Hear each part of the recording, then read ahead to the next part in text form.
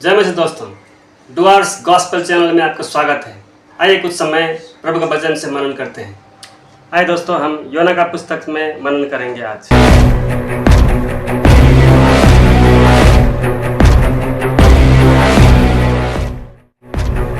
योना का पुस्तक में 4 अध्याय है। योना का बुलावट है और योना परमेश्वर से दूर भागने का पिक्चर हम देखते हैं चैप्टर 1 में। चैप्टर 2 में योना मछली का पेट में है, जहां वो परमेश्वर से प्रार्थना करता है। चैप्टर 3 में निनेवे में जाकर वो प्रचार करता है, वहां का लोग पश्चाताप करते हैं। चैप्टर 4 में योना के पास एक कंप्लेन है परमेश्वर के लिए, और परमेश्वर अपना दया के विषय में योना को कुछ बोलते हैं, वो हम देखते हैं चैप्टर 4 में। और योना का मतलब होता है डॉग, कबूतर है। योना का पुस्तक 793 to 753 BC में लिखा गया है, और ये पुस्तक योना ने लिखा है करके मानते हैं। योना एक हिस्टोरिकल व्यक्ति है, वो कोई सपना या फिर दर्शन का व्यक्ति नहीं है, लेकिन वो सचमुच का एक ऐतिहासिक व्यक्ति है। दूसरा राजा 14 का 25 में हम वो पढ़ सकते हैं, और मत्ती का पुस्तक 12 का 40 में भी प्रभु यीशु मसीह ने योना के बारे में कहा है। तो दोस्तों, ये था योना का पुस्तक का इंट्रोडक्शन। अभी हम चैप्टर 1 में, चैप्टर 2 में, चैप्टर 3 और 4 में कुछ वचनों पर मनन करते हुए आगे बढ़ेंगे। हम पढ़ेंगे पद 3। परंतु योना यहोवा के सम्मुख से तर्शीश को भाग जाने के लिए उठा और याफा नगर को जाकर तर्शीश जाने वाला एक जहाज पाया और भाड़ा देकर चढ़ गया कि उनके साथ यहोवा के सम्मुख से तर्शीश को चला जाए। देखिए, परमेश्वर ने उनको भेजा है निनेवे शहर में जाकर प्रचार करने के लिए, लेकिन योना को निनेवे शहर में जाना और परमेश्वर का न्याय के विषय में वहाँ प्रचार करने के लिए उसको पसंद नहीं है। निनेवे शहर जो है आश्चर्य का कैपिटल, राजधानी है, और इस्राएली लोगों के लिए वो लोग हमेशा दुश्मन ही रहा है, इसलिए ये लोग पसंद नहीं करते। अभी जो योना है वो भाग रहा है, तर्शीश को जाने के लिए योप्पा में गया और वहाँ एक जहाज में बैठ गया भाड़ा लेकर तर्शीश को जाने के लिए। तर्शीश अभी का ज़माना का स्पेन है। देखिए, प्रभु से दूर भागने के लिए कोई पाएगा क्या? संडे स्कूल का टीचर ने एक दिन क्या किया, बच्चों को बोला, ये लो बच्चे, मैं तुम्हें केला देता हूँ, ये केला खाओ, लेकिन यहाँ नहीं, बाहर जाओ और सभी लोग इस केले को बांटो, एक एक केले या दो दो केले तुम लोग खाओ, लेकिन अकेले में खाना। जब तुम खा रहे हो तो कोई देखना नहीं चाहिए। तो बच्चे लोग बाहर चले गए। कुछ समय में बच्चे लोग फिर से वापस आ गए और सभी लोगों ने खा लिया, लेकिन एक बच्चे ने नहीं खाया। उसने आकर बोला, परमेश्वर मुझे देख रहा था इसलिए मैं नहीं खाया, मैं परमेश्वर से कैसे छुपा सकता हूँ? देखिए, हम कभी भी परमेश्वर से कुछ भी छुपा नहीं सकते। ये परमेश्वर से कुछ भी छुपाना बड़ा असंभव है, परमेश्वर से दूर भागना असंभव है। योना को पता है, लेकिन भी वो भाग रहा है। तो अभी रिजल्ट क्या होगा वो हमें यहाँ देखते हैं। वो खुद चला गया, जहाज का सबसे नीचे वाला केबिन में जाकर वो सो गया, बिल्कुल घोड़े बेचकर सो गया, शांति से सो गया। लेकिन शांति होगा क्या उसको? परमेश्वर ने तूफान भेज दिया। अभी वो जो जहाज है वो गिरने वाला है। सभी लोग अपने अपने भगवान को पुकार रहे हैं, ये क्या हो गया बोलते हुए। कुछ लोग गया, योना को जाकर सोता हुआ देखा उसने, तो बोला, अरे उठ जाओ। तो पूछते, तुम कौन हो, कहाँ से आए हो, कहाँ जा रहे हो? तो योना कहते हैं, 1:9 में हम पढ़ते हैं, उसने उनसे कहा, मैं इब्री हूँ और स्वर्ग का परमेश्वर यहोवा जिसने जल स्थल दोनों को बनाया है, उसी का भय मानता हूँ। योना का ये जवाब सुनकर वो लोग डर गए। उसके बाद क्या हुआ? वो लोग पूछते हैं, हम क्या करें अभी अपने आप को बचाने के लिए, जहाज़ को बचाने के लिए क्या करें, तुम्हारे साथ क्या व्यवहार करें कि हम बच जाएं? तो योना कहते हैं, मुझे पकड़कर नदी में फेंक दो, तो ये जो मुश्किल तुम्हारे ऊपर बना है ये टल जाएगा। तो ये लोग अच्छे लोग थे। अभी हम देखते हैं दुनिया में बहुत सारे अच्छे लोग भी होते हैं, लेकिन अच्छे होना काफ़ी नहीं है। अच्छे लोग थे ये लोग, योना को मारना नहीं चाहते थे, समुद्र में डालना नहीं चाहते थे। उन लोगों ने भरसक कोशिश किया जहाज़ को संभालने के लिए, लेकिन नहीं संभाल पाया। अंत में सारे लोग योना का परमेश्वर को पुकारा, उनसे माफ़ी मांगते हुए अभी योना को समुद्र में डाल दिया है। तो जैसे ही योना को समुद्र में डाल दिया, परमेश्वर ने क्या किया, एक बड़ा मछली भेज दिया और योना को निगल गया। चैप्टर 2 में जाने से पहले एक बात हम समझते हैं, जब आप और हम परमेश्वर से दूर भागते हैं ना प्रियो, हम अपने आप को दुख ही देते हैं और मुश्किल में ही चले जाते हैं, हमें दूसरे को भी मुश्किल में डाल देते हैं। ऐसा हमारे जीवन में यदि हुआ है तो हम प्रभु की ओर फिरें, अनुग्रह पाते हुए, और भी प्रभु से हम सहायता मांगे, क्योंकि वचन में लिखा है, नीति वचन 28:13 में इस तरह से लिखा है, जो अपने अपराध छिपा रखता है उसका कार्य सफल नहीं होता, परंतु जो उनको मान लेता है और भी देता है उस पर दया की जाएगी।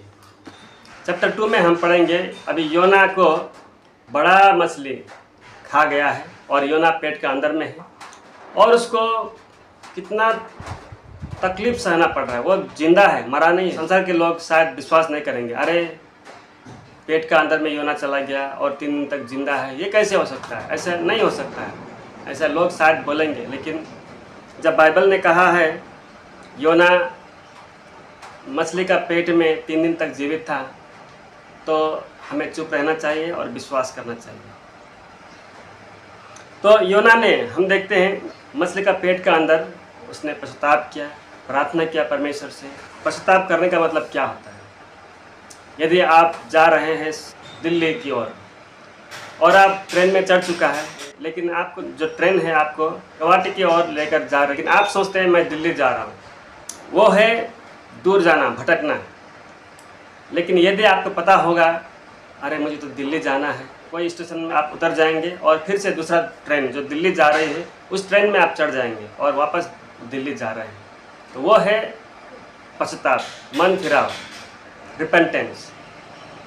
रिपेंटेंस मतलब अपना किया हुआ पापों के ऊपर दुखित होना और परमेश्वर की ओर फिरना। परमेश्वर से दूर भागा, उसको मछली ने निगल लिया है और मछली का पेट का अंदर वो पश्चाताप करता है, परमेश्वर से प्रार्थना चढ़ाता है।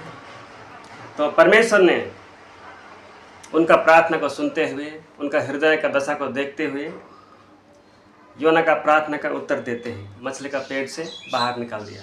अभी हम चैप्टर 3 में देखते हैं, योना ने फिर से निनवे में जाने का और वहाँ प्रचार करने का अनुग्रह को पाया है और वो चला गया। 3 दिन का रास्ता था, वो एक ही दिन में वहाँ पहुँच गया। अभी कैसे पहुँच गया वो मुझे नहीं पता, लेकिन वचन में लिखा है वो एक ही दिन में पहुँच गया और वहाँ प्रचार किया। 3:4 हम पढ़ेंगे। योना ने नगर में प्रवेश करके 1 दिन की यात्रा पूरी की और यह प्रचार करता गया, अब से 40 दिन के भीतर निनवे उलट दिया जाएगा। यही था मैसेज। तो ये मैसेज उसने प्रचार किया, जोर तोड़ से प्रचार किया निनवे शहर में जाकर। योना का प्रचार सुनकर वहाँ का राजा ने, प्रजा ने पश्चाताप किया और ऐसे पश्चाताप किया कि वे लोग खाना भी नहीं खाए, पानी भी नहीं पिए। उन लोगों ने टाट ओढ़ा, अपने जानवर को भी कुछ नहीं दिया और वह लोग दया के लिए यहोवा परमेश्वर से विनती करने लगा, अपना बुरा रास्ता को त्यागने लगा। ये देखते हुए परमेश्वर ने उनको क्षमा किया। 3:10 में हम पढ़ते हैं, जब परमेश्वर ने उनके कर्मों को देखा कि वह कुमार्ग से फिर रहे हैं, तब परमेश्वर ने अपनी इच्छा बदल दी और उनकी जो हानि करने की ठानी थी उसको ना किया।